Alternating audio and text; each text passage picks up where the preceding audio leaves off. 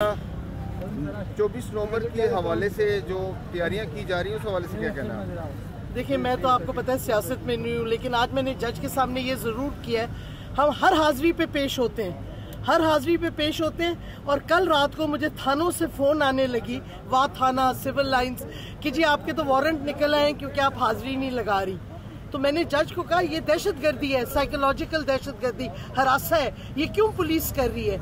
जब हम हाजिरी भी लगी हुई है, सारा कुछ लगा हुआ है, तो फिर ये किस तरह ये थ्रेटन कर रहे हैं और ये गिरफ्तारी के वारंट किस बेसिस पे निकल रहे हैं?